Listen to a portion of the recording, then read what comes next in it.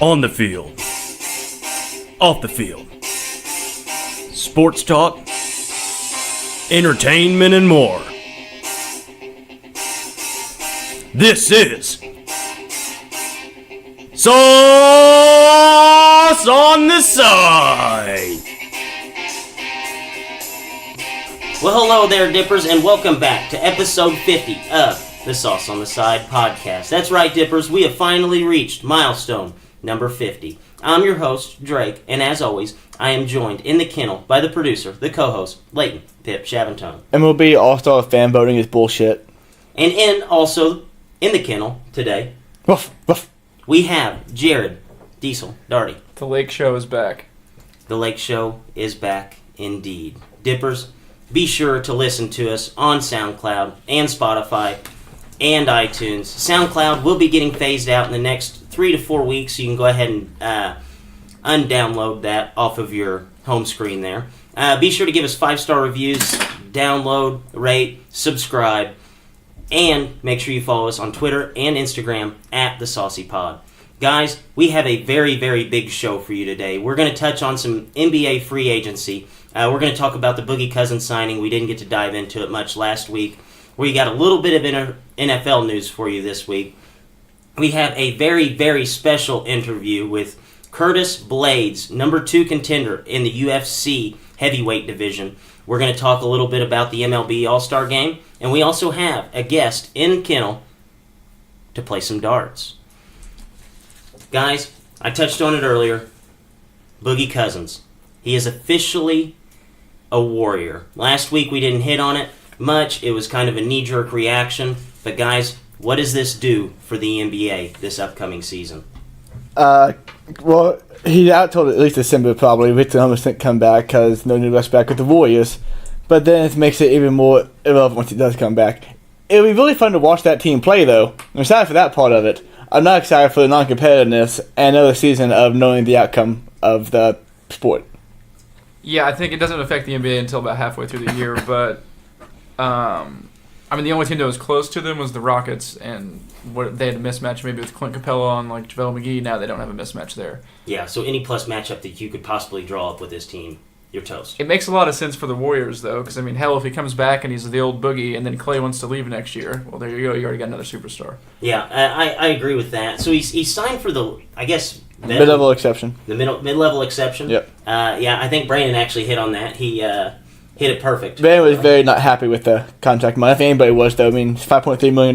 No, but it's odd, because the news broke, and my immediate reaction was, how ridiculous is this? Like, you just took something that wasn't even fun to watch anymore.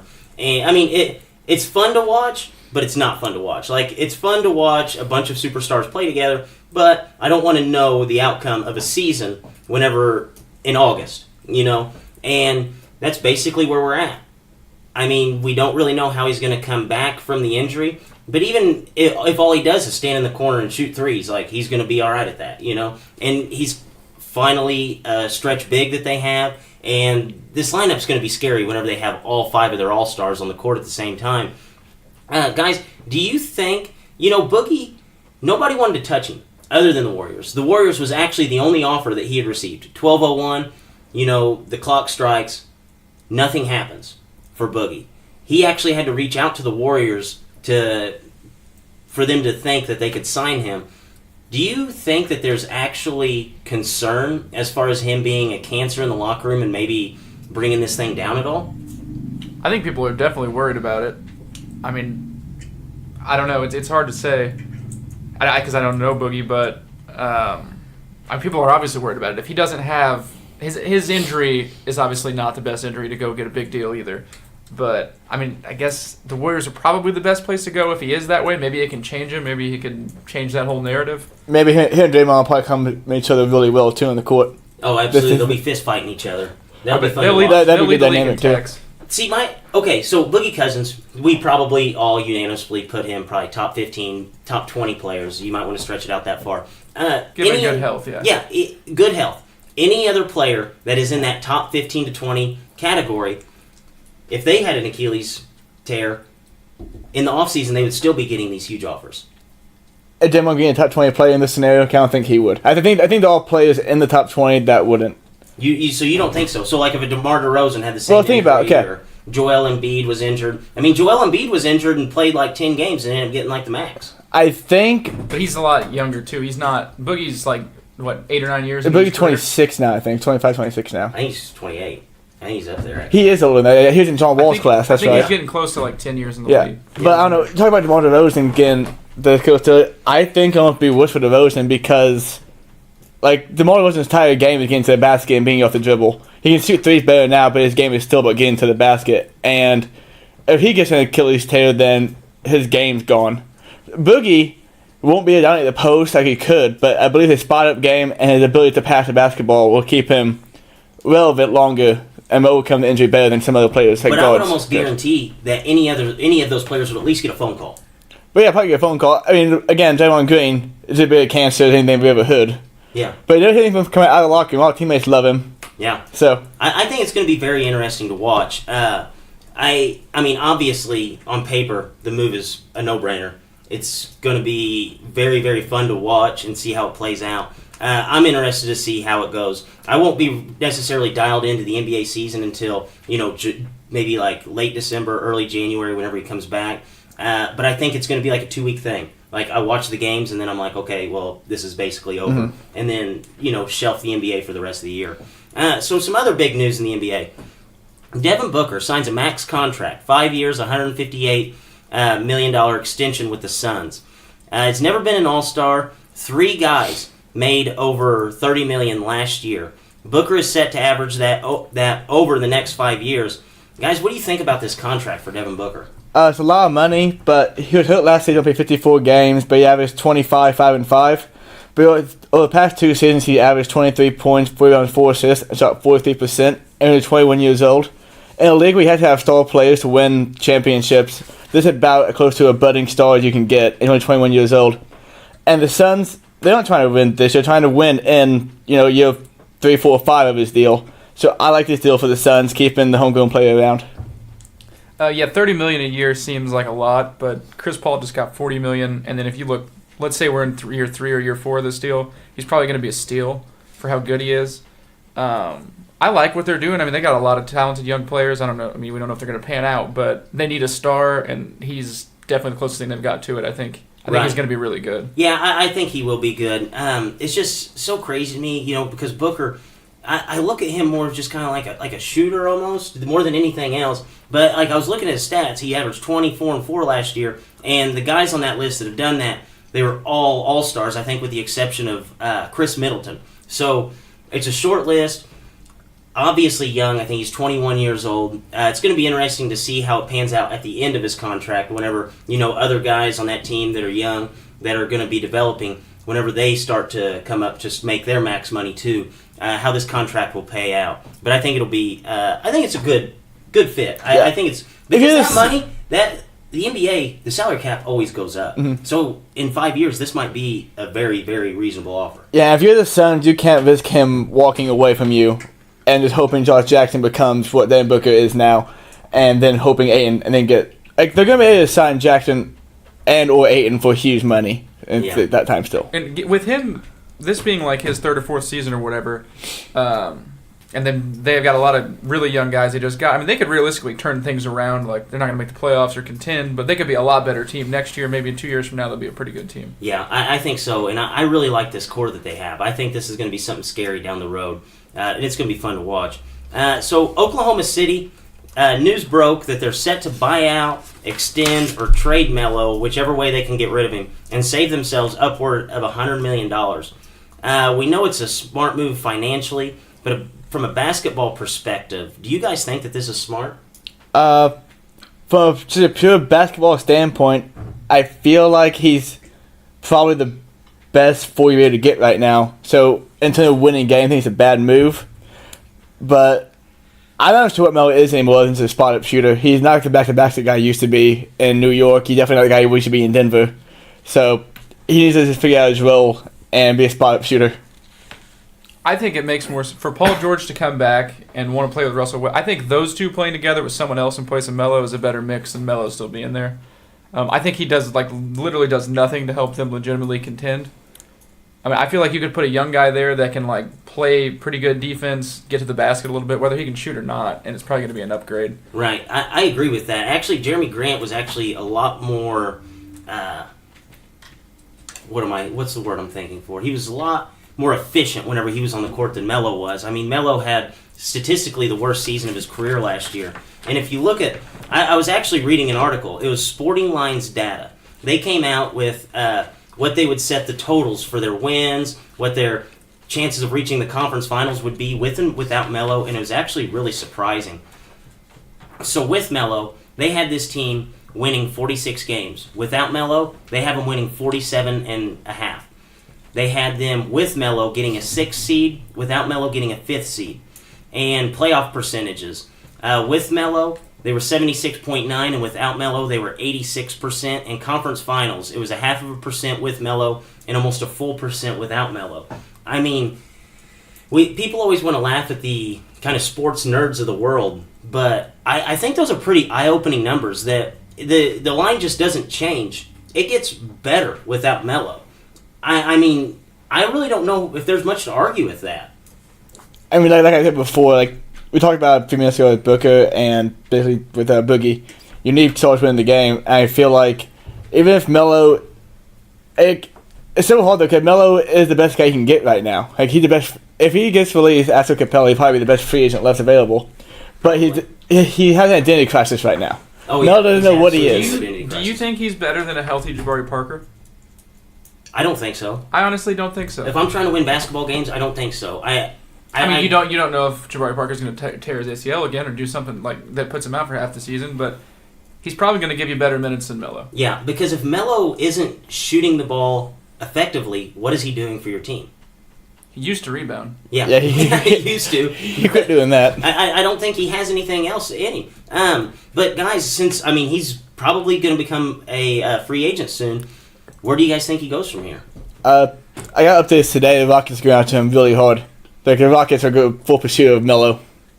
That will be really, really interesting, actually. I kind of like that fit for Melo, though. I mean, that's like an Olympic style of play. Yeah. The closest thing he's going to find to it. Yeah, I agree with that. And, like Russell Westbrook, people knocking on him because he doesn't necessarily make people around him better. Well, CP3, everywhere he's ever been, he's made people better. So I think that playing along CP3 and James Harden, they like to spread the floor. I think this will actually be better for Melo, a way better fit than an OKC. And if they're able to pull that off, does that move the needle for you guys at all with the Rockets?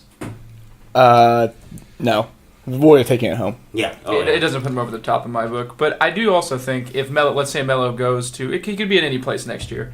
If he finds a shooting stroke early, he's gifted enough of a scorer, he could have a really good shooting year again. That's totally possible. Yeah, I agree. But I just don't think, and with Paul George being in the top 5 in 3-point percentage, they don't desperately need a sharpshooter. No. And they don't need Melo shooting 10 times a game trying to find it when he's not going to. Yeah, no, that's definitely what they don't Maybe need. 15 times even. So guys, what's been the most laughable contract this season? It always seems like every year there's that one deal that we sit back in 2-3 years and we're like, why in the hell was this contract ever made? You had the Luau Deng deal, and just basically cap stuffers for teams. Leighton, you go first. Who's your most laughable deal this offseason? Talked about it last week. Talked about last week who stayed with Fletcher. I really, really hate the Chris Paul contract for Houston. It's 4 years, $160 million. It's $40 million a year. Chris Paul played 13 seasons. He only played 70 games 7 times. But in the past 2 seasons, he only played 119 games combined. And he's 32 years old now. His body isn't going to, regenerate and get, stronger and better. It's going to continue to deteriorate. And I feel like next season he could be fine. But season 2, 3, 4, they're still paying $40 million a year. No options on it. I think that's a crippling deal for the Rockets. Yeah, I mean, I think they paid him that because they had to keep him. I think that was as simple as that. But I think that was probably the worst deal of the offseason so far. But I thought Levine and the Bulls, I thought they were kind of backed into a corner too. I don't think he's worth as much money as he's going to get paid. Oh, absolutely not. I think that's one of those ones that, just like next year, we see the production that he's giving you on the court, and we're, why is this guy making that much money? What is Levine's deal? $80-something million? It was close to 20 million a year. I think. Yeah, $20 million a year, which is pretty ridiculous. Not to the penny, but that's George Hill money right there. That's a lot of money. My most laughable deal is probably Lance Stevenson to LA. I know that it's not one of those deals that are going to kind of stink up and, hold up cap space at the back end. I only thought that the two ones that would do that would be Chris Paul and Levine. But this one is just hilarious because the one guy over LeBron's career that has been probably the biggest pain in the ass to him has been Lance Stevenson. So now, instead of going head-to-head and Lance smacking him in the head or blowing in his ear, this guy's going to be suiting up with him week in and week out on the same team. Now, don't get me wrong. I think as far as like a basketball perspective, I think it's a good thing because like rarely does LeBron have guys on his team that are as like tough as he is, and I think Lance Stevenson does bring that. But it's just a theater aspect of it and an entertainment aspect. You couldn't put a better guy in LA to be on LeBron's team. Yeah, I saw that. I was kind of shocked they picked up Lance. I also saw before that LeBron had an input on all signings, so he had to okay the Lance Stevenson signing. Oh yeah, I love that too. I guess it's just like a mutual respect thing. So maybe Lance just really likes wearing the color yellow. I think he does. He only plays good in yellow. That's for sure. His favorite color is probably yellow. They kind of have an opportunity to like build their own identity with LeBron just coming there too, and he probably wants it to be tough and like. Oh yeah, dude, him and Rondo. Granted, Lance makes some decisions that he maybe shouldn't. He's a pretty smart player overall. Yeah, he's a tough dude. He's a gritty veteran. A lot of effort, yeah. A lot of grit, a lot of effort. I just hope that he follows, like, he stays in LA, and then if LeBron ever goes anywhere else, like, he just kind of, like, follows him around. Like he becomes a LeBron guy. He becomes James Jones, but they can't shoot threes. Yes, I love that. I think that would be the best ending to a Lance Stevenson career ever. So, out of guys who haven't signed yet, I think that we're all in agreement here that there are 4 guys who are realistically going to make a huge impact to a team. Or maybe not necessarily a huge impact, but they could make a very, very big impact on a playoff team. And those 4 guys, Jabari Parker, Isaiah Thomas, Clint Capella, and Marcus Smart. We'll start off with Jabari Parker. Guys, where do you think would be a good landing spot for him? He's a restricted free agent right now. But do you think that he returns to the Bucks, or do you think they let him go? That's really on the Bucks. I mean, it's just they've been up close and personal with him for, 4 years, 3 years, however long. They know him better than anybody, but I think if he's healthy, it's all a matter of health. If he's healthy, he's going to be a good basketball player. He's shown that. It was exciting whenever, like, a couple years ago, Antetokounmpo and Parker were doing, like, pretty cool stuff. That's when people were like, the Bucks can finally make the playoffs, all of that. But he just can't stay healthy. He's not going to kill you with three-point shots, but I think he could definitely help a team. Yeah, you guys talk about what the Bucks want to do, and I think that the possibility that they're all just fed up with the injuries and just. They know he could be a good player, but they're tired of dealing with the injuries every season, and they never seem to stop. Yeah, I agree with that. Interesting fact that came out today is that Jabari Parker had actually unfollowed, which is this is the most 2018 thing you can think of. Jabari Parker unfollowed Giannis Antetokounmpo on social media, and then he also unfollowed the Bucks fan page. So that might be hinting it in the wrong direction for the Bucks. But I think that if they're able to bring Jabari Parker back and he's healthy for 82 games and he's healthy throughout the playoffs, I think that this team, realistically, is just as good as the rest of them. In the East, I think that they can compete with the Celtics. I think that they could compete with the 76ers.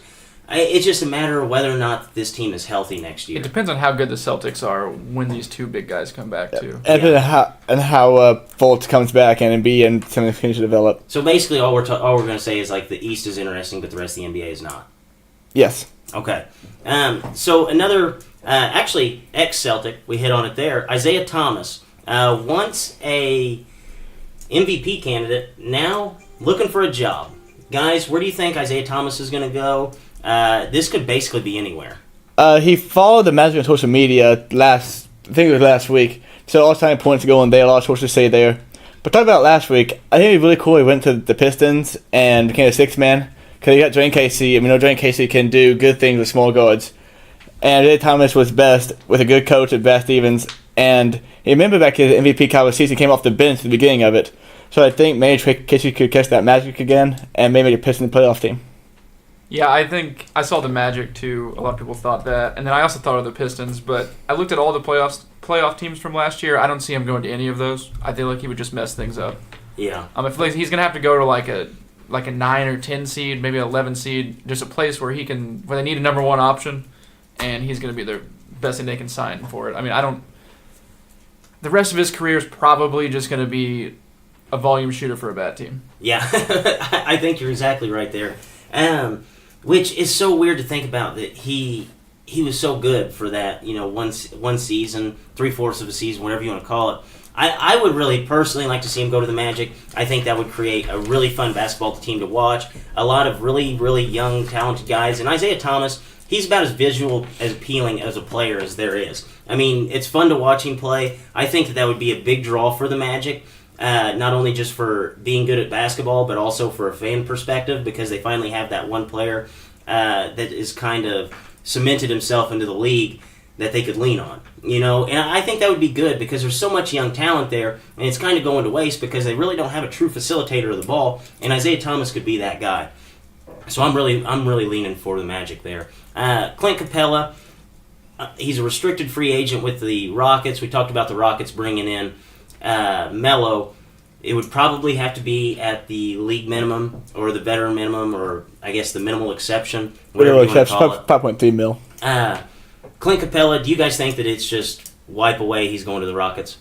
I do. I think so. I think the Rockets aren't going to let him go. Yeah, the Rockets are going to pay Chris Paul $40 million to keep him around for this next season. They're not going to let Clint Capella go away for anything. Yeah, I agree with you. That would be absolutely stupid to sign Chris Paul for all that money and then let your third best player go. Yeah, he already works so well with Harden. I mean, he was so dominant in so many games. Oh, he was a big part of their success. And Harden has played with good bigs in the past, like Dwight Howard. That didn't work out. He's played with good bigs, but like Clint Capella is like the perfect match for James Harden. So they cannot let that walk. Good thing too, he didn't come in with any pedigree, so he didn't need the ball. Oh yeah, so I think that helps. Thing about there was him. No ego there. No, and that's, I really like guys like Clint Capella. They just show up every day and just do their work. And another guy that's actually like that is Marcus Smart. He's a restricted free agent with the Celtics. He's given the Celtics very, very good minutes in the playoffs in the past. Do you think that there's any way that the Celtics let him walk? They kind of have a backed up front or backcourt as we speak. Do you think that they bring Marcus Smart back and kind of jam pack that more? I think the Celtics are on a really, really good spot with this, to where they already have Kyrie Irving start the point guard spot, and they have, or is it back up? Then they have two good wings already, a lot of good wings on the team actually.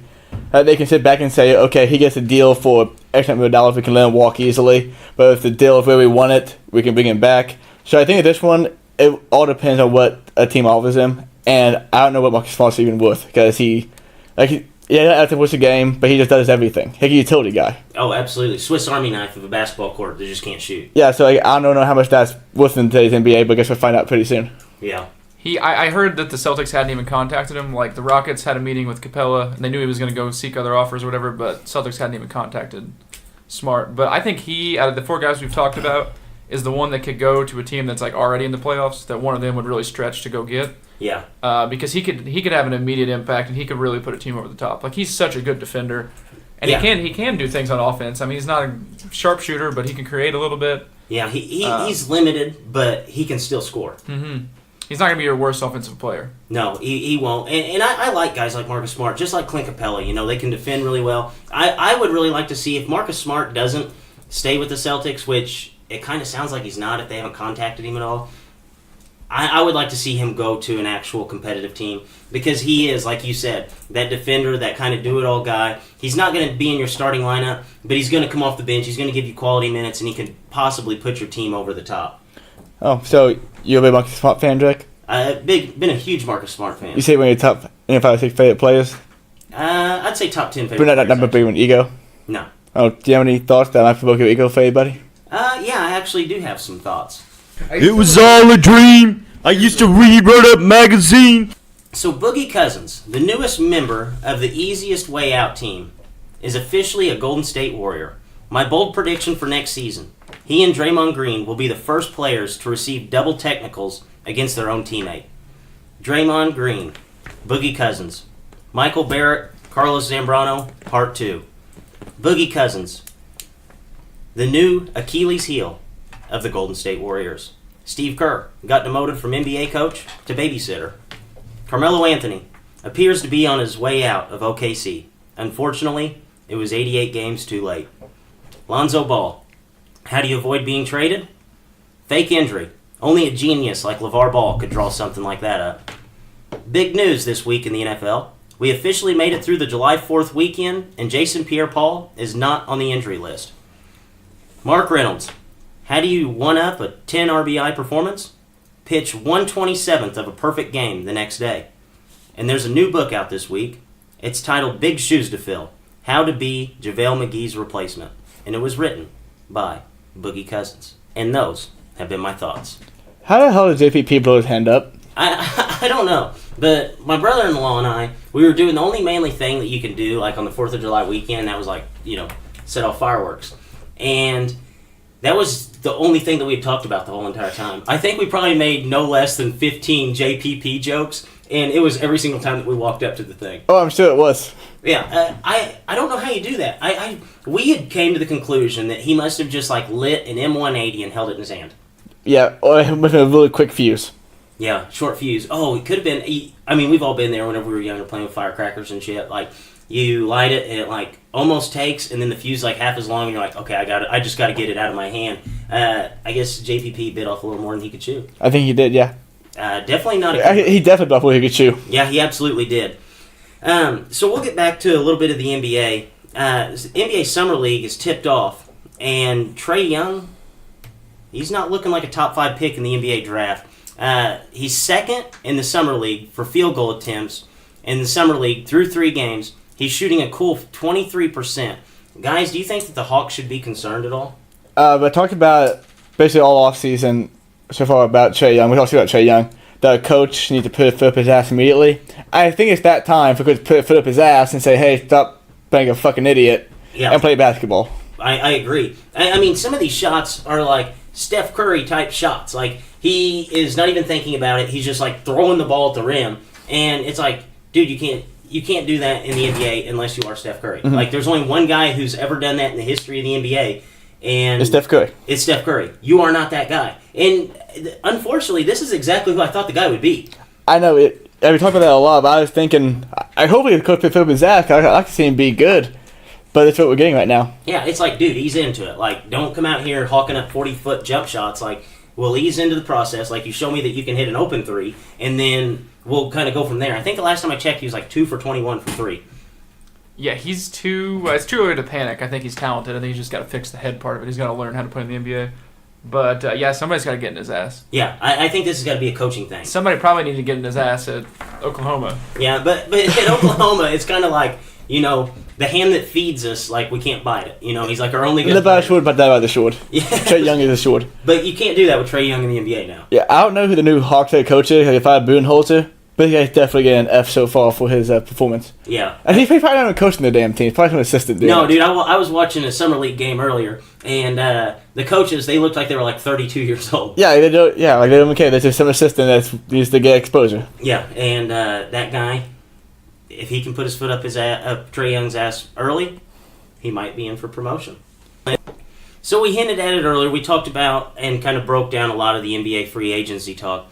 We'll kind of put a bow on it for this week. Guys, we'll run through 1, 2, 3. Give us your top 3 power ranking teams of this NBA offseason. Not necessarily what team is the best now, but what team did the best so far this offseason. I'll go ahead and go first. The first team on the list is the Lakers. They got best player playing LeBron James. And they won't be able to get a second star, trying to get Kawhi Leonard still. So they brought in Katay, Caldwell Pope, Bill McGee, Rajon Rondo, Lance Stevenson. Guys like that on 1-year deals so they can try to get guys next offseason. Doesn't work out. Second team being the Mavericks. I like what they did in the draft. They got a future first-round pick from the Hawks and Luka Doncic. And they signed DeAndre Jordan to a 1-year, $24 million deal. That'll let them see if the Doncic, DeAndre Jordan, Dennis Smith experiment works out and see if they want to pursue that further on or if not they walk away from it and just do a complete rebuild.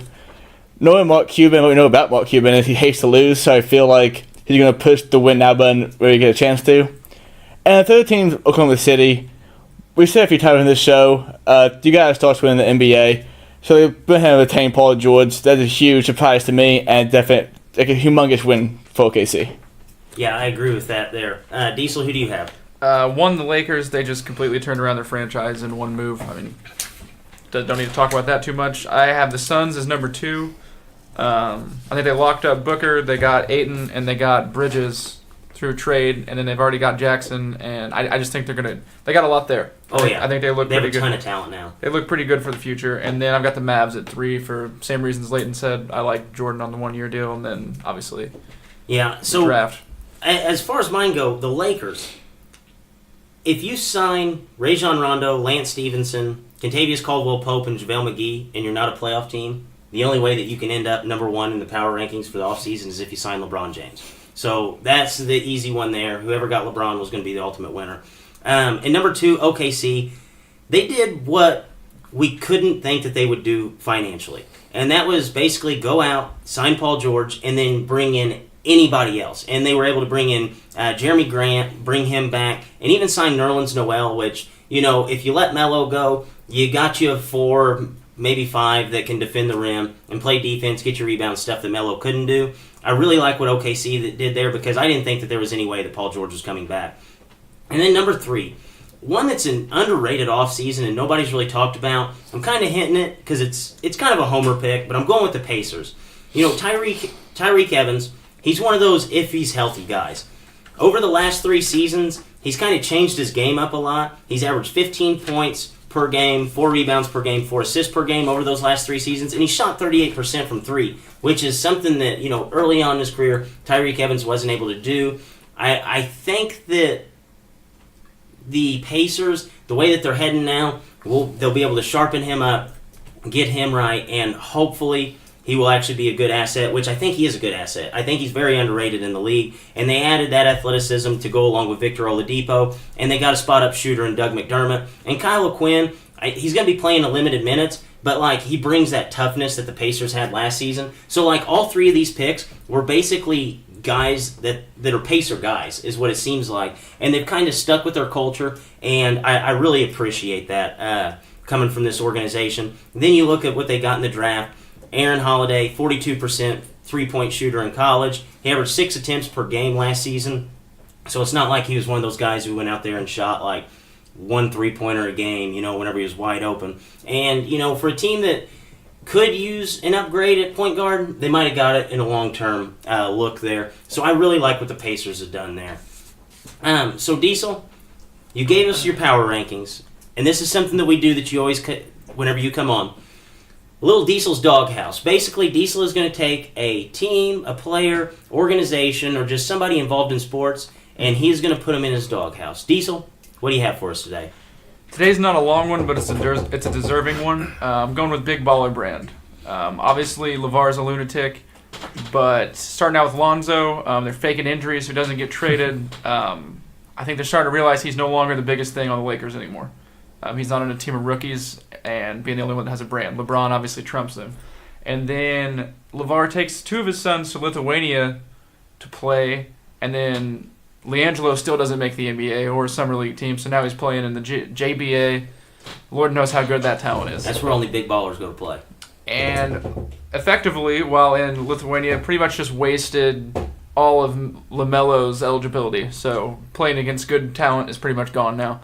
So he's in the JBA, dropping 40 a game, but how impressive is that? I don't know. I think LaMelo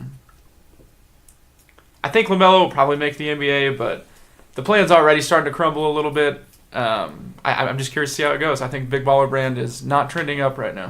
Yeah, sell your stock in Big Baller Brand if you ever bought any.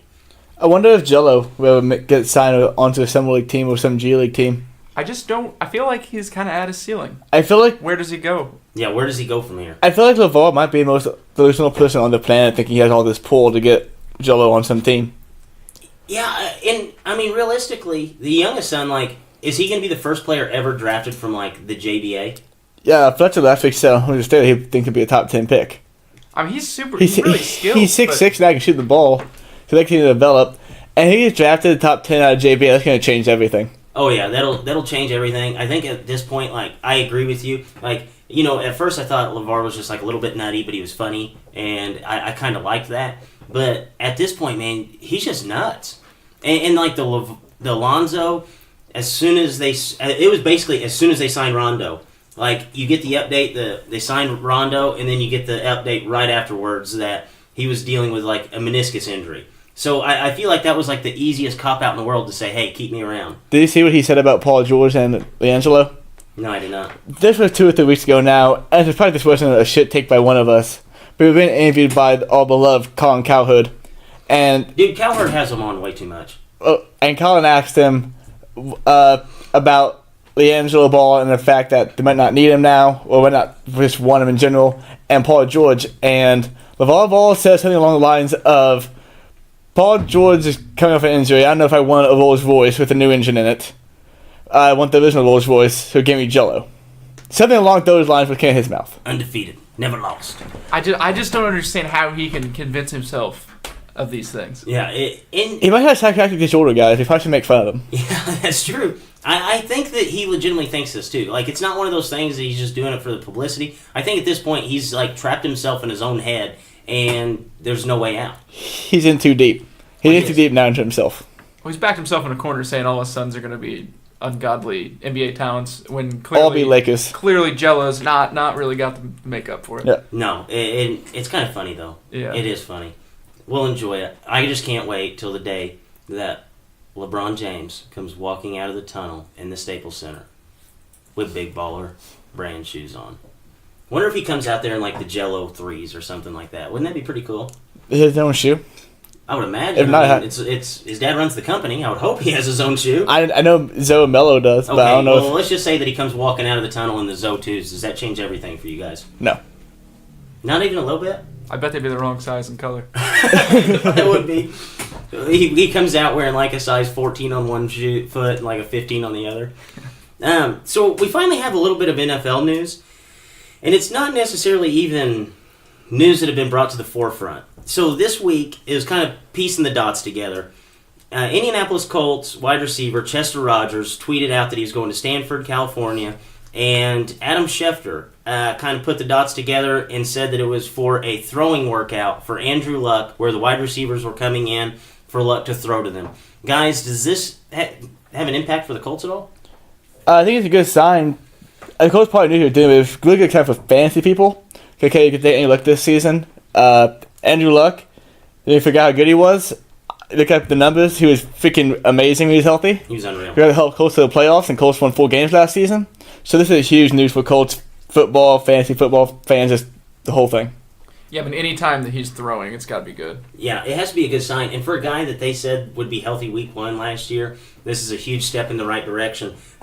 So we kind of know what the Colts are without Luck, and we've kind of forgotten what they were with Luck. Last year, I believe that you said they won 4 games. Yeah. So do you think that the Colts in that division, if Andrew Luck's healthy, let's say Andrew Luck is back to 100%, looking like the old Andrew Luck, do you think that that's a playoff team this year?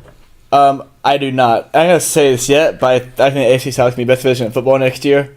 And the Texans are going to the Super Bowl. That's my bold prediction for the NFL season. Wow. But I think the Texans will be that good. I think Jaguars will be really good too. So I think this team's going to just sniff the playoff, but probably miss out. Yeah, he picked a bad time to come back, kind of. Yeah. With the Jaguars being what seems to be like a powerhouse for the next couple of years. It kind of remind me of the Seahawks 5 years ago. Yeah, I don't see him.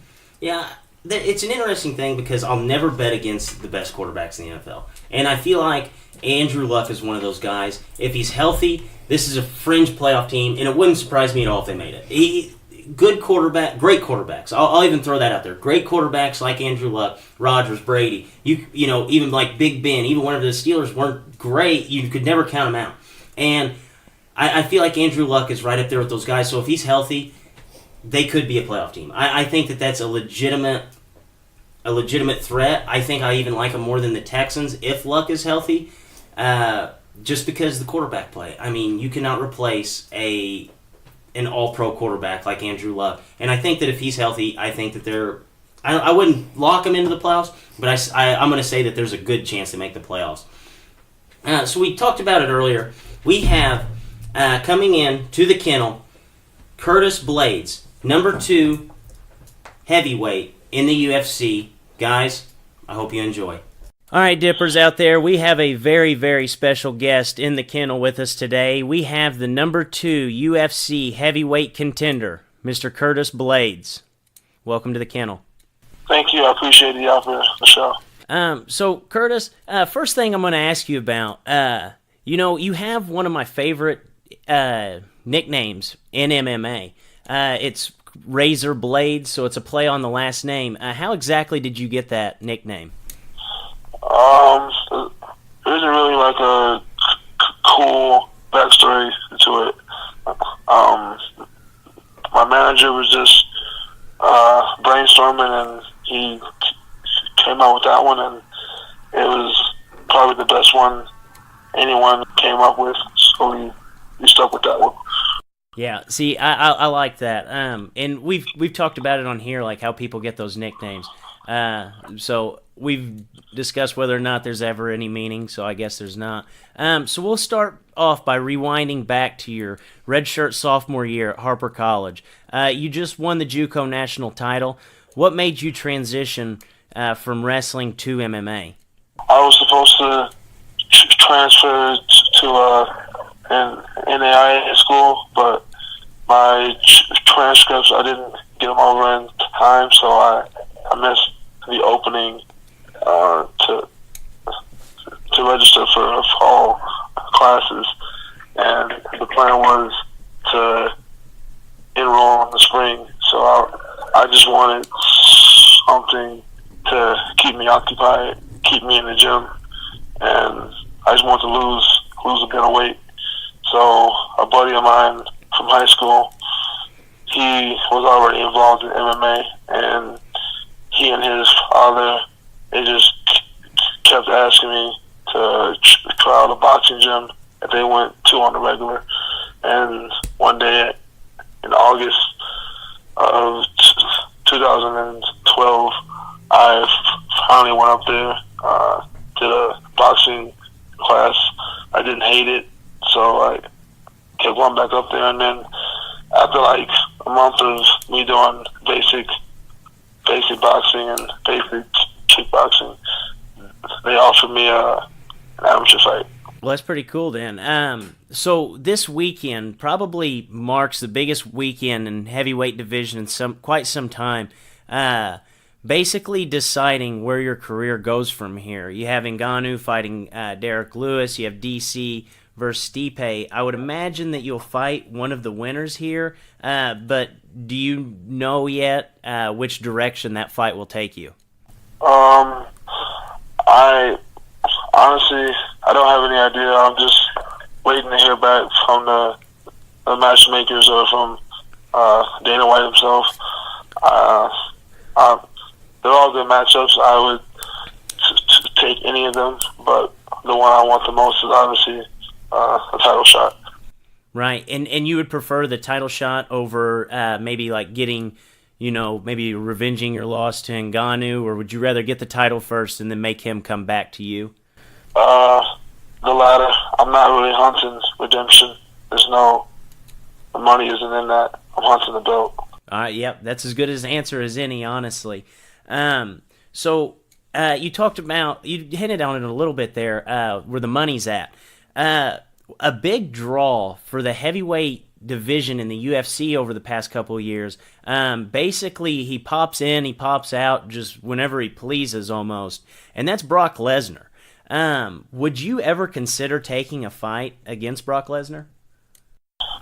I'm not interested in Brock Lesnar. He's irrelevant. He has an obvious history of abusing PEDs. He's unranked and he hasn't fought in 2 years. So no, I don't see myself considering fighting him unless they offer me like $1 million flat. Oh wow! So that's probably as good as answer as any.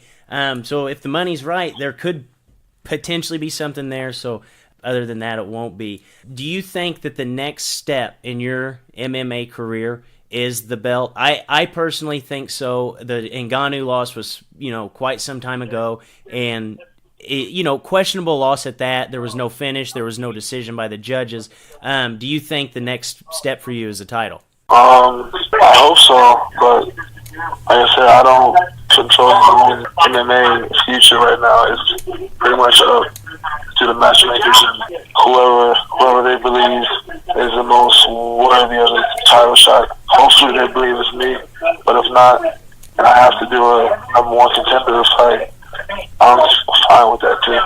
Right. Okay. Well, Curtis, thank you for coming into the kennel and speaking with us today. We appreciate your time. We're looking forward to probably seeing you on the camera at UFC 226. And good luck with your next fight. It better be the title shot. Thank you. I appreciate it. Okay, thank you, Curtis, for coming on. We definitely appreciate that interview, especially after a big weekend in the MMA world. So we'll switch gears here, and we're actually going to bring in a very, very loyal dipper into the kennel to play darts. This is a man that we promised we would bring onto the show if he placed top 3 in a Spartan race. Well, 6 races later, 5 top 3 finishes. Here we are. Nicholas Riker, welcome to the kennel. Thanks for having me. It's a privilege.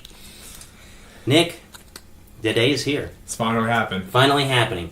I promised it to you because I was thinking, there's no way there's like 9,000 people. He's definitely not going to get top 3, and then here you've been rattling off top 3 wins. So, congratulations, Nicholas, and let's play some darts. Oh, let's do it. I'm ready. Pew, pew, pew, pew, pew. We're playing darts, baby. So, dippers out there, in case you guys don't know, darts. Basically, we go around the table and we'll throw a dart at a dartboard. Each saucy boy will throw one dart, and this week we're going to do Is It a Sport? This is a fan favorite. This is my favorite game. We will take borderline sports and discuss whether or not these activities should be considered sports. Leighton C., you're first on the table. Take us away. And we have a 17. Juggling. Juggling. Wow. We're really getting low on the list of possible Well, sports. yeah, Here. sports. Talk about a lot of sports in 50 weeks. Yeah, you can talk about a lot of sports in 50 weeks. Leighton, juggling. Is it a sport? I don't know. Talk about team juggling or solo juggling. It's two different things. Juggling. Team juggling could be seen as a sport, especially if it had with knives. It adds the danger to it. I've never seen team juggling. I think it could be a thing. Two guys juggle shit back and forth to each other. Yeah.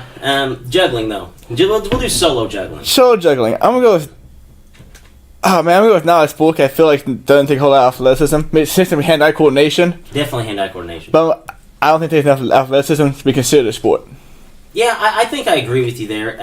It's one of those borderline things that it's definitely takes a lot of coordination. I would say that most of your professional athletes probably can't juggle unless they're a bullpen pitcher or something like that. A lot of free time on the hands out there to throw shit around. Yeah. Oh, absolutely. I guarantee that those guys can go 4 or 5 deep on juggling. Juggling's impressive. It's fun to watch, but I don't think I can consider it a sport. I think it's an America's Got Talent act. I don't think it's a sport. I think it's just something you do with your free time. I can't call that a sport. There's no way. I think it just depends how many balls or objects the person is juggling. Okay. So, I know if you gave me 3 objects about the same size, I can juggle all 3 of those, but I don't consider it a sport, no. Right. Now, you said that it determines the object. What if somebody's like out there juggling swords or stuff that's like bowling pins that are on fire? Bowling pins are on fire each other to see. It's a harder habit. No, seriously, Harder I've seen hobby. that before. I think You it is. know? I think it is a harder hobby. I'm with Deese. I respect that he or she is putting their life on the line for a good show. Maybe make some extra money, but I don't think it's a sport. Okay. So, juggling, more of a circus activity, not a sport. Not a sport. And my throw. And we have a 19. 19. Rowing. Rowing. Ooh. Like the Winklevoss twins. Yeah, this rowing is a tough Yeah. one because it is technically an Olympic sport, but I think that a lot of activities are in the Olympics and not necessarily considered a sport. Oh, man. Rowing's tough. Rowing takes endurance, takes strength. I'm going to have to say that rowing is a sport. I'm going to go with rowing as a sport because, your average Joe can't go out there, and even your best athletes can't go out there and compete against some of these guys who row for a living. And, anytime something's an Olympic event, it gets just one little step up, in my opinion. And since rowing's a borderline activity, but it's also in the Olympics, I'm going to go with that it's a sport. So, fun fact, my senior year of high school, I got recruited by Wisconsin Whitewater to be on their rowing team. How in the hell did they figure out you were a good rower? No, were what good they rower. say is when they can't find any more rowers, they go after below. I would probably say myself I was above average high school cross country runner in high school, 6 foot, so a little taller. And they said they go after 6 foot above average high school cross country runners when they run out of rowers to recruit. So with that being said, I consider that a sport. So why didn't you go row at Whitewater? Don't know. That was a missed opportunity. That was a missed opportunity. You could have been the Olympics. I could have probably been more of the Olympics than I am, closer to the Olympics than I am now today. Yeah, unless they put in like obstacle coursing racing into the Olympics. Yes, which they are trying to do. Oh, they are? Yes, they are. They're getting very close to it. But whitewater is definitely a sport. It takes a lot of lat muscles, takes a lot of endurance. Those close races. That's what so you're basically picking it as a sport just so you can tell people that you were recruited as a two-sport athlete. I was recruited, yes. And, I emailed the guy back, and he emailed me back to take a visit, and I just never pulled the trigger. Never followed up. How would they be able to row up there in Wisconsin? I mean, I would just imagine it's like a sheet of ice. They have lakes. What's the season? When do you row? Spring? It's a Spring is summer, I'd imagine. It's got to be a spring or fall. It can't be winter in Wisconsin. It's just cold. Social Network, they were definitely rowing in the wintertime, though. Yeah, that would be terrible. A couple times. Well, I mean, you can row in like Florida and Texas and places that aren't Wisconsin in the winter. Mm-hmm. That'd have been interesting. So I don't know what the season is. I think you'd have been a better rower. You should have won the rowing. I think so. That would have been a lot of fun. In 20 years, and look back on your life, you're going to regret not taking that rowing scholarship to Wisconsin Whitewater. It's never too late. It is never too late. Never too late to pick it up. Hit them up. Slide in those DMs. Yeah. Diesel, what do you think? Is it a sport? I think it's pretty much like the same thing as swimming. There's just a boat under you. Like you're just pulling yourself through the water, and it's a race. So I mean, it's got to be a sport on that. Yeah. Yeah, we talked about it already, how to take athleticism on all the other good, strong strength stuff, so it's going to be a sport. Yeah, so clean sweep, rowing Sport. is a sport. Diesel, your throw. And we have a 16. Thumb wrestling. Ooh, thumb wrestling. Nick talked about those lat muscles. Get your thumb muscles ready. So my first thought is, who even thumb wrestles? Is it like huge guys, or is it little dudes that can't do something? I don't know. Probably look at that have fast thumbs. I would imagine that it's all those guys who Do you have did to let you sit down? arm wrestling, but like they ended up getting hurt throughout their career, so they had to like Elbow transition. couldn't take it? Yeah, elbow couldn't take it anymore. It's kind of like going from like cornerback to safety in the NFL. Again, I'm gonna go with it's like a childhood game or maybe something you guys would play, but I don't think it's a sport. I'm also going to go with it's not a sport because I feel like a thumb. I don't know how people thumbs are made, but I feel like you all have a good thumb. But who would be freaking awesome at thumb wrestling? Who's that? Andre the Giant. I would His hand is humongous. He would just encompass everybody's hand and win. Mm-hmm. Yeah. So I mean, Andre the Giant was a great athlete.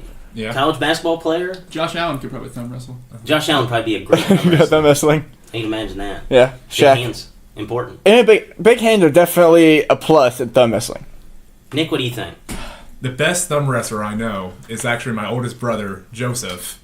You know, he played musical instruments his whole life, so that, I guess, the striking of the thumb on the keys, his thumb muscles are the biggest thumb muscles I've ever seen anybody in this world. And he's only standing at a strong 5'7", but his thumb wrestling skills is better than anybody I saw.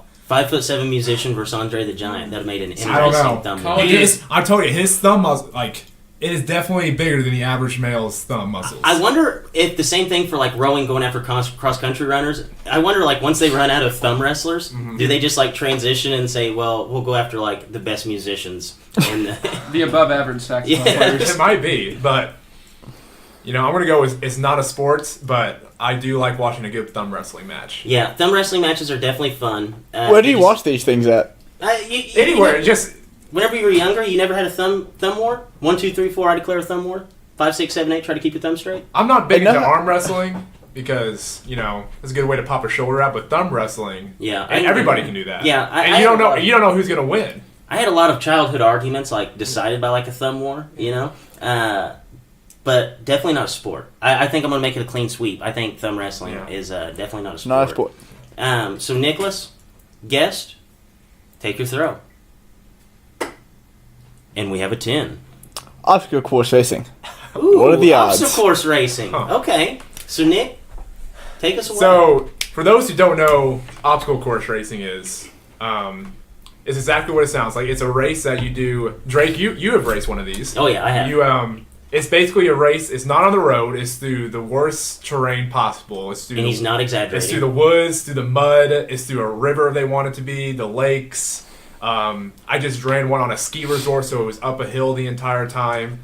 And then right in the middle there, they want you to do obstacles that requires grip strength, so a lot of monkey bars, a lot of upper body movement, and then they'll give you a 80-pound bucket of rocks and tell you to go walk or run a quarter mile with it. It really is the hardest thing I've ever done, is every obstacle course race. Takes a lot of endurance, takes a lot of strength, takes a lot of overall body control. So with that being said, I'm going to say it's a sport. Since I have the second most experience with obstacle course racing, I'm going to run you through a little history of this.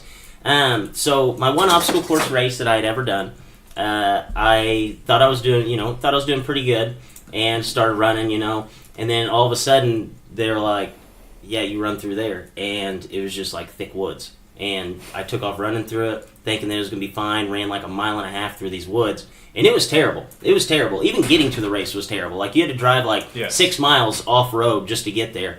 And I ended up throwing up at the end of it. Drake was the first one in the race to throw up. Yeah. So he had that going. There's my badge of honor. Yeah. I was the first guy in the race to throw up. And it was right at the end, too. I was doing burpees. And, burpees, after you've ran about 5 miles and done, probably the equivalent of 50 pull-ups, burpees are rough. And whenever you're probably on your 110th burpee of the day, you're going to throw up. And I have probably thrown up from physical activity one time in my life, and it was from obstacle course racing. So I'm going to say, just from it just being a pain in my ass and it taking a lot of athleticism, a lot of strength, obstacle course racing, I'm going to have to go with this as a sport. I agree with Nicholas on this one. See, this one's tough for me because we said so previously, like weightlifting and things that are more like training, natural sports, aren't sport because they're training. So we gotta find the line now. Obstacle course racing, is it training or is it a competitive race? And I'm going with a competitive race because you guys have more experience than I do.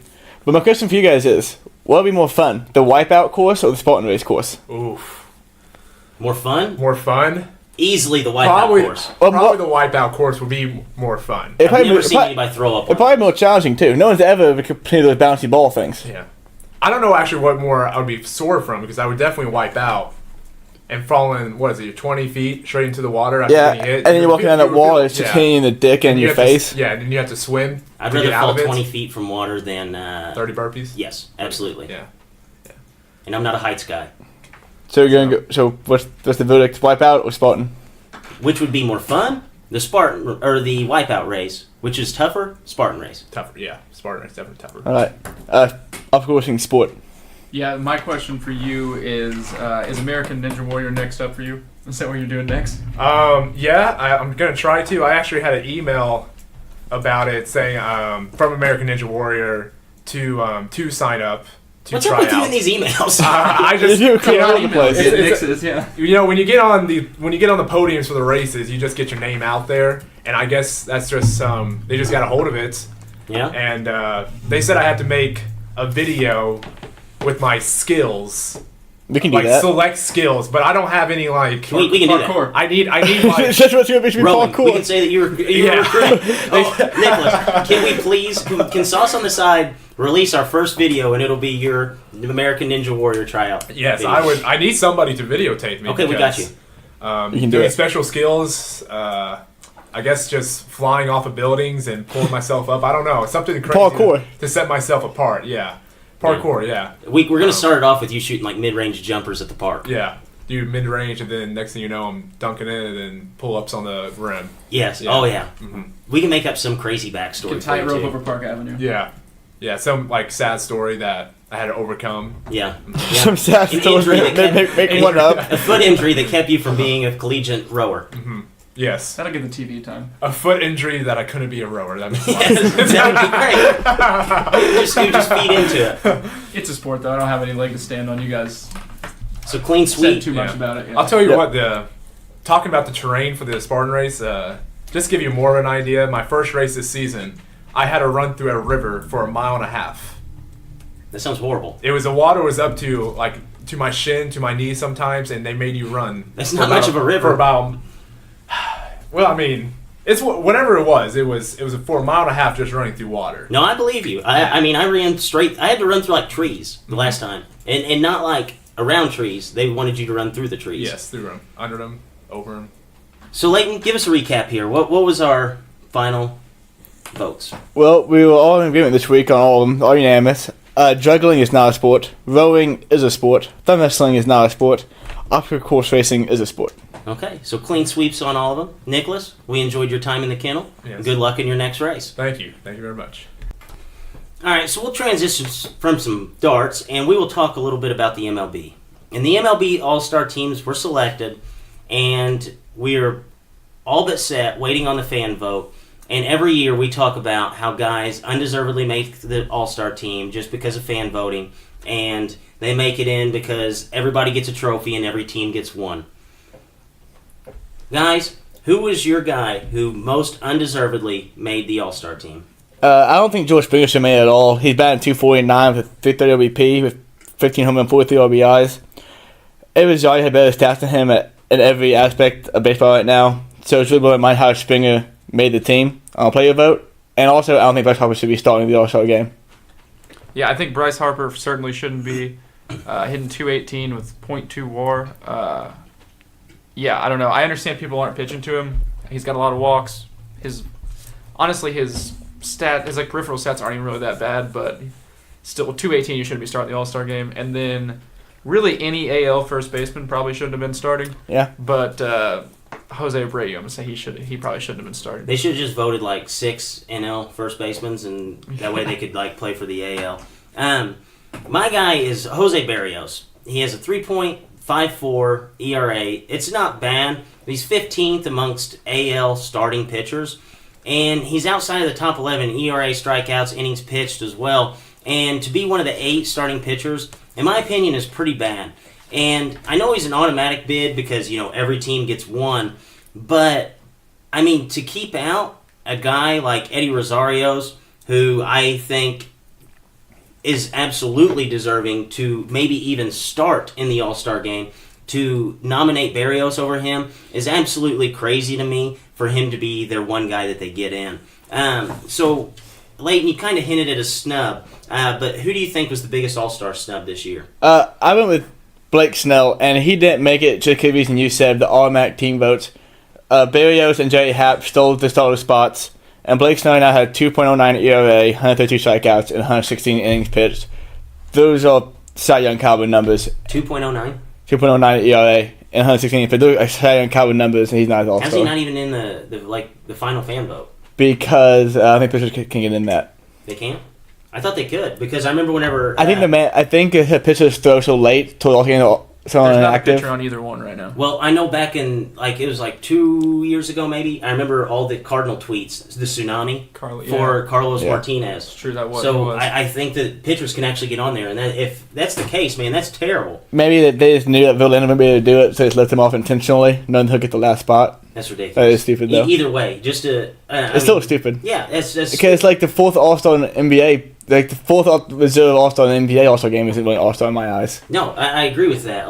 He's going to get an All-Star vote just because... Or he's going to get an All-Star nomination, basically by default. Because the guy still goes to the game. Yeah. Diesel, who's your snub? Blake Snell's first one. He leads the AL in ERA. He's the 4th lowest in batting average against, and he's in the top 10 in hard contact rate. So people just cannot hit him. That's ridiculous. And then kind of one that you guys probably won't have, Leighton probably like it, but Benintendi, I just stacked him next to Springer. He leads him all the way across the slash line, leads him in average, on base, and slugging, and then he has 16 steals to Springer's 6. I don't understand how Springer is an all-star. Yeah, I hadn't been telling you that many steals right now. Yeah, so you just can't convince me at any point, anywhere on there that no, he's having a I better agree year. with you. If you just look at the hard numbers, it's obvious. All-star voting should not be that hard. You pick the guys who have the best numbers and who's had the best season. However, I'm unaware of what Springer's WAR is, so the WAR could be the telling stat there. the WAR for that 249 average could be 5 or 6 or 7 or 8. Yeah. My snub, actually, I hinted at it earlier. Eddie Rosario, he's top 8 amongst all AL outfielders in average RBIs, doubles, hits, on-base percentage, and WAR. He's actually 4th in WAR, so WAR is all I need to know. Top 4 in WAR, I'll take it. Eddie Rosario to not be in on that, even off the player vote, to not be in, especially over a guy like Springer, that's crazy. I mean, the guy's hitting 301, and I just don't understand that, how a guy who's being that productive this season gets left out, especially whenever his team doesn't get an actual All-Star and they give him one by default and it's still not him. That's crazy to me. So every year, All-Star voting comes down to the last 4 guys that could possibly be in. This year in the NL, we have Jesus Aguilar, Brandon Belt, Matt Carpenter, Max Muncy, and Trey Turner. Guys, who's getting your final vote? Nationally, definitely Jesus Aguilar. He had 22 home runs, 3 RBIs, batting 306 with 268 OBP. Honestly, don't know how he wasn't on the team already. I'm going Brandon Belt. He's hitting 300, 393 OBP, 509 slugging. That's like over 900 OPS. That's pretty solid. I feel like he's just super underrated. I feel like he's consistent as hell. He just deserves to be on an all-star team. Yeah, I actually have to go with Aguilar there, and I feel like the reason why he wasn't in, because he kind of flew under the radar this year. You know, they brought in all this talent, and basically he's kind of been the unsung hero there. And you know, a guy like Matt Carpenter, I looked at him, but Matt Carpenter started off so bad this season that it's not even a thought. I would have to go with Aguilar to get my nod for the NL. So the 5 guys from the AL, you have Diesel, who actually brought up Andrew Benintendi earlier, and Eddie Rosario, Gene Segura, Angelton Simmons, and Mike Giancarlo Stanton. Guys, who's getting your final vote? I tend to go with Benny, but I went with Eddie Rosario. Good thing you said earlier. Like he should. Last week I said I thought he should be starting in the All-Star game, and in fact he didn't go on at all. It's just a disgrace. I am not going to go with Benintendi. I just really like the way he stacked up against Springer. It's a good comparison. I hope Segura makes it, honestly. He's just been raking. Like, the Mariners lose Robinson Cano, and then it's like nothing even happened. It's like almost like they're better without him. Yeah. Yeah, no. And you know what? You know what sucks is that 3 guys on this list have had better seasons than some of the guys who are already on the team. I mean, Segura, Benintendi, and Rosario. Like, you could have had these guys already on the roster. So I don't know why they're all getting basically fed to the wolves for one guy to get put in. But I went with Rosario just because if one team gets everybody, I don't see how you get Barrios in there and not Rosario. I would have to put him in as my final vote. So some big news in the MLB, actually. 7 teams have made offers to the Orioles for Machado. Apparently, so far, the Dodgers have offered the biggest haul for him. Guys, what do you think of the Dodgers leading the race for Machado? I mean, they're really riding the ship right now, too. I mean, Machado would be a hell of a compliment to him. They'd probably win the division, be in a pretty good spot come playoff time. I really think it's going to be one of those big. I think it's going to be L.A. or it's going to be the Yankees. It's going to be somebody big that gets him. Yeah, I talked about a few years ago. The Dodgers can offer the Mocha the good farm system, and they can actually be able to re-sign him in the offseason. But I got an update from the Yankees. Going to push after him even harder now that they know that could be coming soon.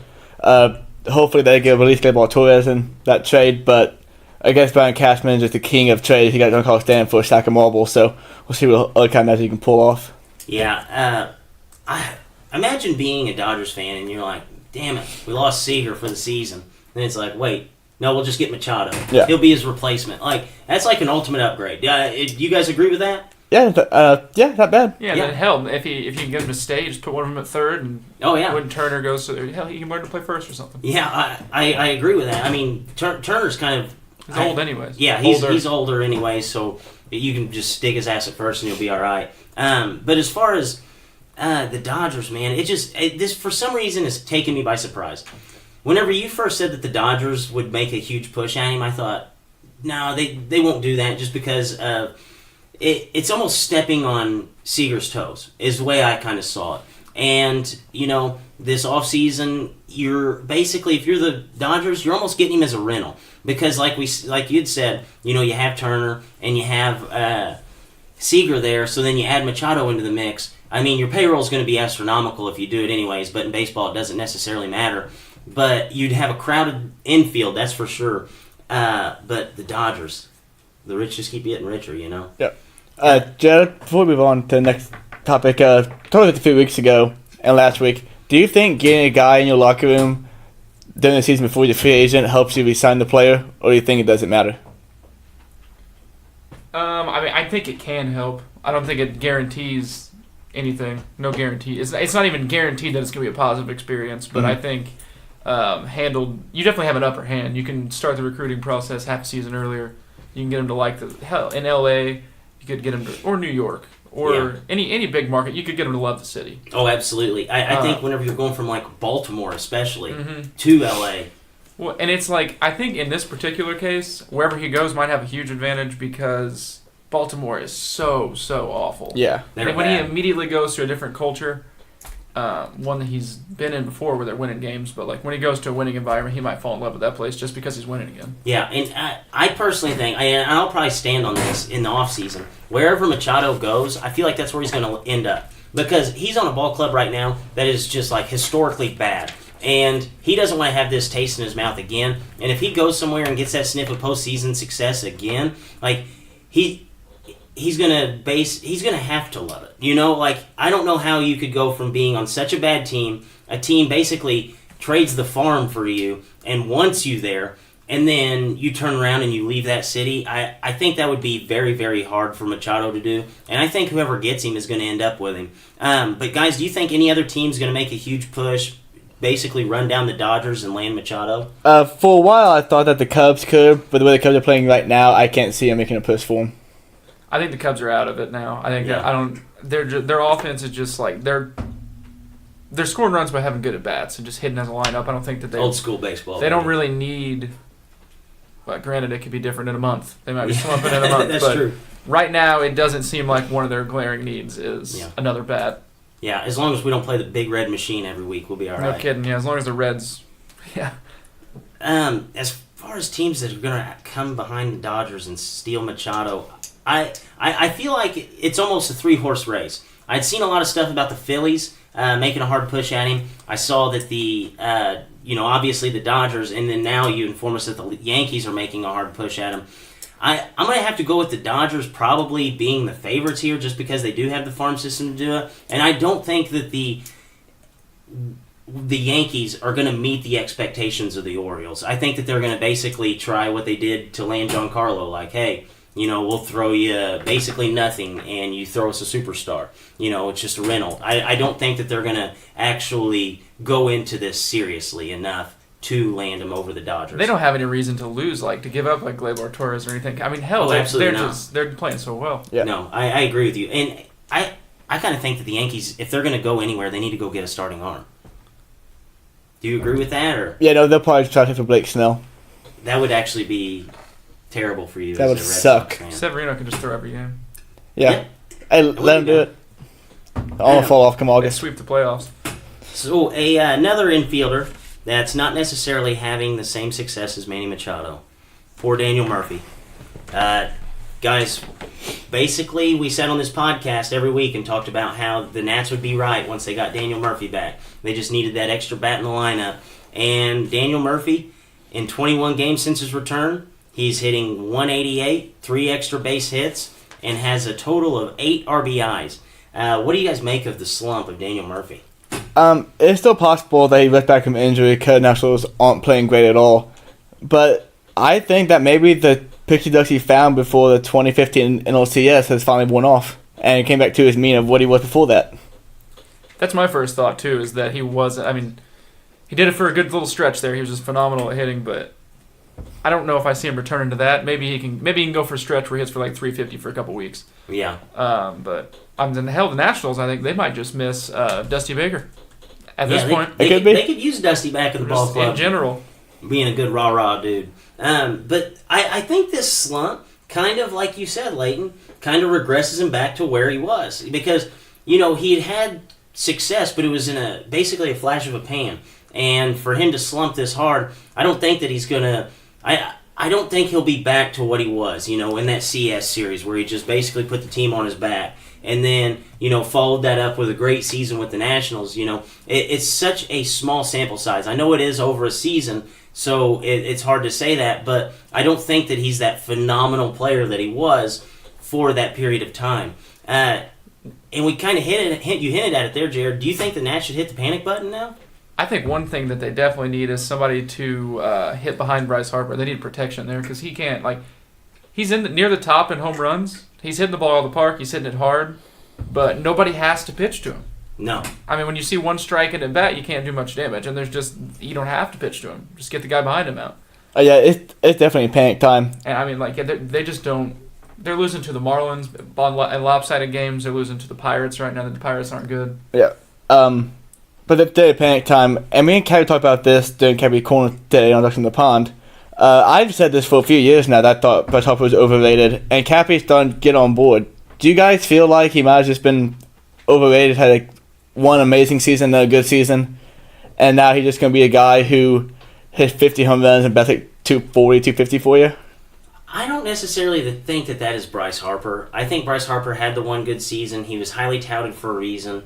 But as far as like an entertainment value, Bryce Harper's always going to have that. But as far as being a great ball player, Bryce Harper did have the 1 year. So you can always just hang your hat on that and say, this is what he was. But I think it's more so what Diesel's saying, that you don't have to pitch to him. If you look at his on-base percentage, you would automatically assume that his average would be higher. Like, his on-base percentage is still there. His home runs are still there. But he's just not seeing shit to hit, so he's up there swinging at everything. And, whenever Bryce Harper knows that he's their only way of scoring runs, he's put in a position to where he's trying to basically be that guy for the team, when in baseball you are reliant on so many factors to go right that he can't control what he's seeing up there at the plate.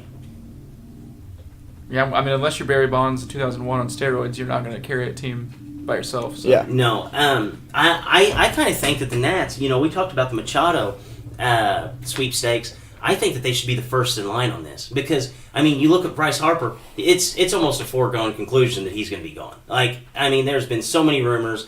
Whether you think he's going to go to the Yankees, whether you think he's going to go to the Cubs, wherever you have him, I think that their championship window closes with Bryce Harper, and I would be the first one on the porch to say, hey, whatever we have in the farm system, let's unload it. Let's go after Machado. We're not going to have 3 stud pitchers ever again in our lifetime. We're not going to have, a good closing pitcher with so, good, talented players. I know that the offensive numbers aren't there as a team perspective, but they're still all right. That nobody's scared of anybody else other than Harper in the lineup. You get Machado, you throw him behind Harper, and then boom, the ship's right. Also, I wonder what the contracts are like on those pitchers, because let's say Harper does leave, they're obviously not going to be a good team next year. You could get rid of all those guys, and I mean potentially load up your farm system again. Tank one time. You could have a real quick turnaround there. Oh, yeah, they could have a turnaround. Do you think that would be a good, viable option for them to go out and get Machado? I don't know if I would. Could probably take Soto and Robles and the other good guys too, minor leagues, and they're going to lose Harper. It seems like he's gone. I don't know. Do you think they could sign Machado? I mean, probably not. I don't know if I. No, absolutely not. I think Machado and Harper signing both of them. I think there's no chance. Let's say they do that. They trade for Machado. Harper leaves, and then Machado doesn't re-sign. That would be an awful move. Yeah, but then like you said, you could go out there and just unload Scherzer, unload Strasburg, unload the whole team, and then boom, your farm system's back on top because you could get the King's ransom for all those guys. But is Machado going to want to re-sign somewhere where you're tanking?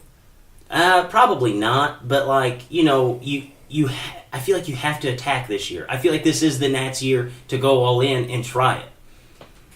I almost like the idea of them trading Bryce Harper if they, keep Sky and fall 7-8 games below 500 before the trade deadline. Yeah, but then I was like that more, and then you get a hell of a haul for Bryce Harper, and we're talking about this punt again today too with Cappy. If I'm a team, I'm not paying Bryce Harper $300 million this offseason. There's just no way. I think some team's going to get a steal on him because I think his price tag is going to go down across the board, and I think someone's going to get him for cheaper than what they anticipated. I think so at this point. But you guys don't like that idea of trying to go get Machado because even if you do that, instead of unloading Bryce Harper, if you get rid of him, yes, you're going to bolster your farm system a little bit. Your team's not going to be that good, and you've given up on him. But if you go out and you get Machado and you show Harper, hey, we're working, we're trying to make things right, we're trying to get this team to win a championship, win you a title, that increases your chances to re-sign him a little bit. I don't think they're great at that point. But if they are able to put it all together, you have Machado, you have Harper, and then you have good pitching, I think that would be a chance to win a title. And if you did do that, I think it'd be easier to re-sign those guys. I really do. I don't know. The Nats are in such a weird spot for an MLB team to be. I just feel like they might have missed their window. I think they have too. Cause I think Strasburg's contract is $180 million. I know Scherzer is over $200 million. So there's no way they could afford to sign Harper and Machado back. So even if you do get Machado and say, look, Bryce, we're doing X, Y, Z to help you win a title, he knows you can't keep them both. Right. I can't trade Soto and Robles and all the good guys for Machado. Yeah, well, Soto's the only other guy in the lineup that can hit other than Harper, so you can't do that. I don't know. I don't know what the Orioles' asking price is, but I really don't think they could outbid the Dodgers. yeah, that'd be tough Let's to put it do. that way. I mean, because the Dodgers have money and they have prospects. That's something that very few teams actually have. Yeah. I think as the Nationals, I'd probably just sit back, just say, screw it, he's probably not going to my division. Just kind And of, just kind of let it ride out. Just be frustrated the season, just try to let it ship in 2 or 3 years. yeah. Because it depends on how they feel about Harper, too. I don't know. I don't know if I would want to have, I don't know if Machado is going to want to re-sign and be in the same situation that Harper's in right now. Yeah, that's very true. And I don't know if Harper's going to stay, so he would, I don't know. Yeah, I don't know. It's a sticky situation. I feel like they're in a very weird spot that you rarely see ball clubs in, where you have the talent and it's not performing. You have your best player, your franchise guy. Basically, he is the Washington Nationals. I mean, as far as I've ever known the Nationals, it's been Bryce Harper, and that time's coming to an end. So that's the only reason why I feel like they should sell. Try to get, sell your farm, get you some guys that could possibly win him a title. I honestly don't think I've seen this from a team. You'd be in a while. buying, though, at that point, right? I mean, selling the farm and then buying, getting the players in return. You'd actually have to get. I think. I would just like to see him get Machado. I just want to see Bryce Harper and Machado get back to back, and not in Yankees pinstripes, because that might happen for late. It's possible. The Yankees can find any way to win unimpressively. So Leighton. Usually I say that we take a step out of the sports realm, but today I think you have something different for us. We'll actually stick to sports here, and Leighton is going to take it away with his Pips Entertainment Review. 1 2 1 2 Pips Entertainment Review. Sit on down for a movie to view. So like you said, Drake, we're staying in the sports realm today. And this week I saw Uncle Drew. 3 or 4 years ago, he came onto the scene with Pepsi commercials of Kyrie Irving dressed up as, an elderly man and balling on Kyrie people. Irving? Kyrie Irving, might be a point guard for the Boston Celtics. Oh, okay. The guy, the best player from that 16 championship team from the Cavaliers team. The guy who hit the big shot. Yeah. Okay, that guy. The guy they needed to win it all. Okay. But came on, burst onto the scene with Pepsi commercials, and then somebody in Hollywood saw a chance to make $1 by having an NBA star act. So he said, okay, well, I'm going to write a movie, write a script, and we'll see if it can happen. Well, last summer, they filmed an Uncle Drew movie. And going into the movie, I had kind of a realization, almost an epiphany even, I'm going to buy my ticket. It hits me that I'm about to watch an hour and 40 minutes, which is my favorite length for a movie, if you can get anything in time, starring Kyrie Irving, Chris Webber, Nate Robinson, Reggie Miller, and Shaq. Timeout. Was that the starting 5? Yes. Okay, so quick question. Was Kyrie Irving healthy? In this movie, he was healthy, yes. Okay. It was filmed last summer. Did Reggie Miller grab his throat at any point in this There are movie? plenty of time questions after the review, Jake. Okay, one last question. Okay. Did Chris Webber take any opportune timeouts? They joked about that. They did? They did. Okay, It's continue. Anyway, so the movie is about the Rucker Park tournament, the yearly thing, and it's for $100,000. And the head coach loses his best player, who's played by Aaron Gordon in the movie, to another team that's better. Aaron Gordon? Yeah, from the Magic. Are you serious? Yeah. Okay, continue. So he loses to another team, so then he starts hearing all these rumors about this legend from Rucker Park called Uncle Drew, and everybody thinks he's a myth or whatever, and he runs into one day at Rucker Park, convinces him to be on his team, and then they go across the country and they recruit, like I said, Chris Webber, Nate Robinson, Reggie Miller, and Shaq. At the time, they're all elderly. Chris Webber's a preacher. Nate Robinson is an old at home and cannot walk. Reggie Miller is blind, and Shaq is a karate teacher. But they all have these things that make them superhuman almost. Chris Webber has, I think it was an armband. Nate Robinson had the same pair of shoes he wore every game. Reggie Miller, they called him Lights. He had a pair of goggles. He put them on, he could see stuff again. And then Shaq... Why? Because he shot lights out. And then Shaq had this little, participation trophy that puts him out in the good times he had with Uncle Drew before the falling out. Was it a lamp? No. His last movie? No, but just about that too. Oh, okay. I guess so. I'll talk about 2 of the jokes already. The movie's really funny. Definitely best sports comedy since Major League, so that's been like over 30 years probably. That's pretty good. There's not a lot of good sports comedies. The sarcasm is just, it's high in the movie. Like all the jokes are sarcastic jokes, and those are funny because that's kind of sarcasm I like, nice dry humor. You're a sports fan, you like the movie because you're seeing all these NBA former stars, not Nate Robinson, not really a star, act. So the acting in it is okay. The writing in it's not good at all. But it's entertaining for the fact that you're seeing these guys do it, and whenever you come to the realization that is these NBA stars acting out, that makes it even more funny. So if you're a sports fan, you're going to enjoy the movie. If you're a sports fan, you're going to like it way more than you're not a sports fan. So sport fan dip vote 2.2, non-sport fan dip vote 1.4. I feel like, so everybody else, I feel like they were in it to act. I really think that Nate Robinson used this as like an NBA tryout. Like he was the only guy going way too hard. Like he's like, nope, not gonna let anybody score on me today. Yeah, no. So they showed like a picture, like a flashback picture of them when they were young, and they had photoshopped heads on them. I'm sitting there, I'm thinking like, who is that last guy? Like, I recognize Chris, Reggie, Kyrie, and Shaq. And like, who's this last dude? And it hits me like, oh, that's Nate Robinson. And I'm like, wait, they went out of budget? Did they have to find some scrub off the street? They couldn't find another legend to come on and act for half an hour? That's awesome. I did not realize that Aaron Gordon was in that movie. Yeah, it's a crime that he didn't do a dunk contest every year too. He dunks the fucking shit out of the ball in this movie. Does he? Yeah, I would imagine that he did. If you're going to be good at one thing, you might as well show it off. Show it off on the big screen. So as far as this movie, is the storyline good, just as far as like a moviegoer perspective, or is it just like one of those movies that you're going to enjoy only if you are a sports fan? Basically, if you're not a sports fan, you're not going to like the movie very much, because a big part of it is him going and finding all the friends across the country, and then reminiscing about basketball, and then getting his friends who are elderly and dying back up and hyped up and happy to play basketball again. Yeah, it's kind of inspiring at a point. I kind of like that. So is Shaq like normal Shaq? Like we're gonna laugh? Yeah, no, Shaq's funny, dude. Yeah, Shaq's definitely the best actor of all these because he's just playing himself. Yeah, well, I mean, Shaq's like the one with the most acting experience. Yeah, I mean, since I saw Barkley for 52 weeks out of the year. Yeah, he's got to act like he likes Charles. Yeah, too. That's pretty tough to do, I can imagine. Yeah, but I can see it now. When LeBron and Shaq, will they be like Shazam? No, just be Shaq from TNT. Yeah. Is it better than that Kevin Durant movie? Yes, it might be that Kevin Durant movie. You know who still hasn't done a movie? Well, he has, but he was very small pea in the pod. Who? LeBron James. Speaking of LeBron James, I brought that up. I actually thought of a twist to why he went to the Lakers. Acting career. Warner Brothers wants to make Space Jam 2. What team is more marketable? The Cavaliers or the Lakers? Ooh, I don't know. The Lakers are the same marketable than the Cavaliers are. So what if Warner Brothers is paying LeBron a shit ton of money on the table no one knows about, go to the Lakers, so next summer they can start filming Space Jam 2 and have it be released in 2020? So they recorded this last year. Yeah, last summer. Okay, so that's probably why Kyrie ended up getting hurt. He didn't have the summer off. Took too much time off. Took too long. And clearly, it didn't help Nate's career out at all.